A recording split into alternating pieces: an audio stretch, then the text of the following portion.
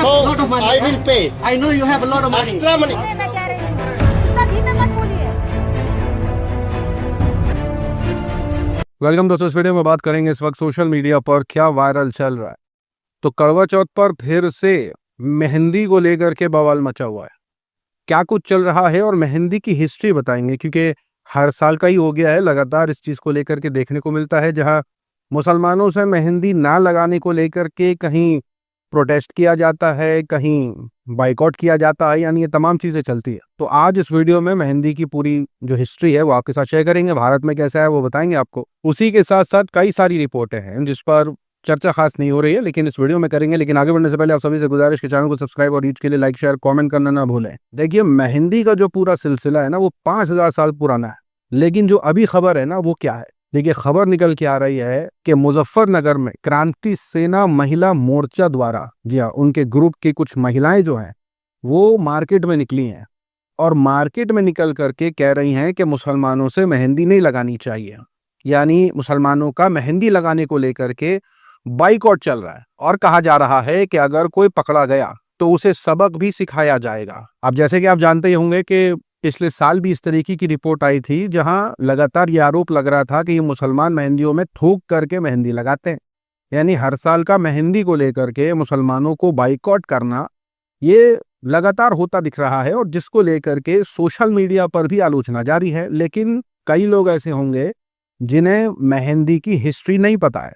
तो हजारों साल पहले ये मेहंदी अफ्रीका और मिडिल ईस्ट के डेजर्ट में पाई गई थी।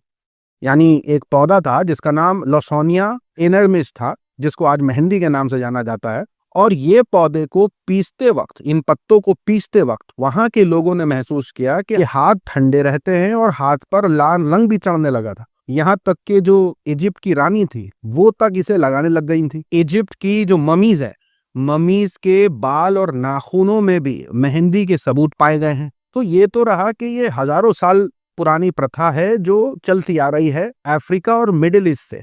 लेकिन भारत में इसकी एंट्री हुई है, बताया जा रहा है, मुगलों से। मुगल जो हैं वो इसे पॉपुलर कर देते हैं और कैसे जो महारानियां हैं यानी मुगल क्वींस वो इसका इस्तेमाल शुरू कर देती हैं। और उसके बाद ये काफी चर्चित हो जाता है, यानी ये काफी वायरल हो जाता है, कई लोग इसे लगाने लग जाते हैं और इंडिया के अंदर ये काफी फेमस हो जाता है। अभी तो आप जानते ही होंगे कैसे महिलाएं हो गई, कैसे पुरुष भी हो गए, वो मेहंदी लगाते हैं। आज तो इसका ताल्लुक फैशन से हो गया है, आज तो इसका ताल्लुक सजावट से हो गया है। लेकिन पहले इसका ताल्लुक दवाई के तौर पर इस्तेमाल किया जाता था। गर्म जगहों में लगाने से हाथ पैर ठंडे रहते हैं, उसका इस्तेमाल किया जाता था। चोट लग जाती थी तो उस पर इस्तेमाल किया जाता था। यानी मेहंदी का अलग अलग तरीके से पहले इस्तेमाल किया जाता था, लेकिन अभी फैशन हो गया है। आज उसी को लेकर के कैसे मुसलमानों को निशाना बनाया जाता है। और आपको बता दें कि उससे पहले, यानी मुगलों के मेहंदी लाने से पहले आल्टा चलता था, यानी वो लाल रंग आप जानते होंगे, अभी भी कई जगहों पर आप देखते होंगे महिलाएं लगाती हैं। लेकिन मेहंदी के आने के बाद मेहंदी ने पूरा मार्केट कवर कर लिया और अब मेहंदी वायरल हो गई है। तो मेरा तो एक ही सवाल है कि क्या मुगलों द्वारा मेहंदी भारत में लाए जाने को लेकर के इन लोगों को मेहंदी लगानी चाहिए क्या? ये सच नहीं, ये सच नहीं है, ये सच नहीं है। अब देखिए, सारा आउटरीच एक तरफ और ये पूरा सन्नाटा एक तरफ। सन्नाटा किस चीज को लेकर के है कि भाई छत्तीसगढ़ में 9 गाय स्मगलर गिरफ्तार हुए हैं, 4 गाड़ियां, 8 मोबाइल फोन, 13,34,000 रुपया कैश जब्त किया पुलिस ने। 9 लोगों को गिरफ्तार किया है। क्या कर रहे थे भाई? तो ये गैंग जो है वो स्टेट बॉर्डर के बीच गौवंश तस्करी में लगा हुआ था। पशुओं को ट्रांसपोर्ट करने के लिए कोई वैलिड डॉक्यूमेंट्स भी नहीं थे। अब इन 9 लोगों के नाम शेयर किए जा रहे हैं कि हेमराज, नरेंद्र, नोहार, संतोष, कृष्णा, लकेश। अब सोशल मीडिया पर पूछा जा रहा है कि भाई ये गौ रक्षा दल कहाँ चला जाता है ऐसे मुद्दों पर। अब देखिए, बड़ी बड़ी खबरें तो हैं, लेकिन मीडिया में क्या चल रहा है कि भाई आई लव मोहम्मद बोलने की आपको इजाजत है, संविधान आपको इसकी इजाजत देता है। यानी रूबिका लियाकत अब संविधान समझा रही है कि किसे क्या कहने की इजाजत है। यानी अब पूरा डिबेट का जो स्तर है वो बस इसी मुद्दे पर इर्द गिर्द घूम रहा है।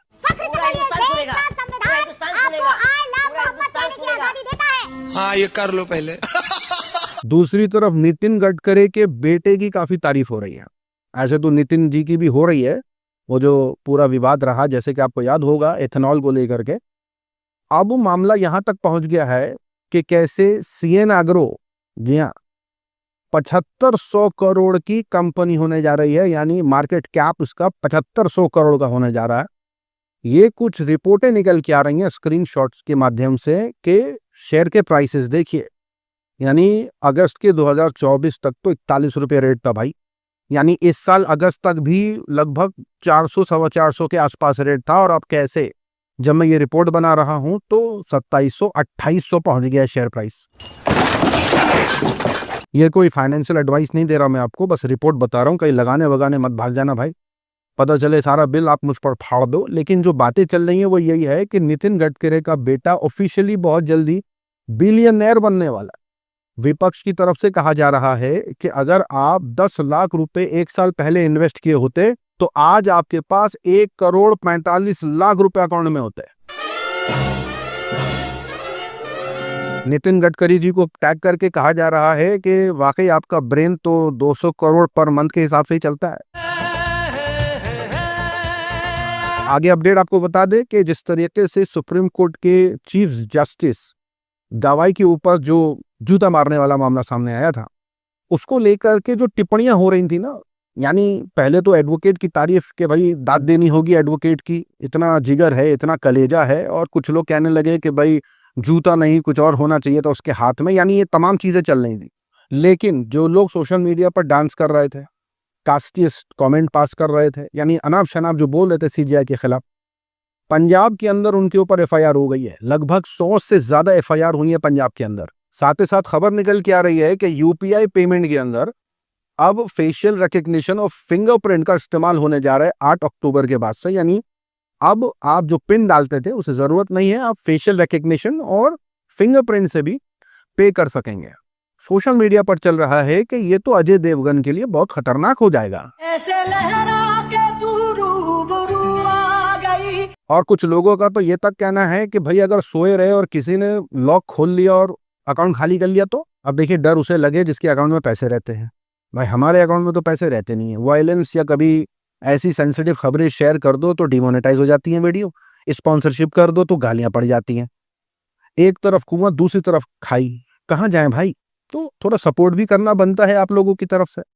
तो खैर आज के लिए इतना ही। अपनी राय सुझाव कमेंट में जरूर बताएं। मिलूंगा अगले वीडियो में, तब तक के लिए अपना ख्याल रखें।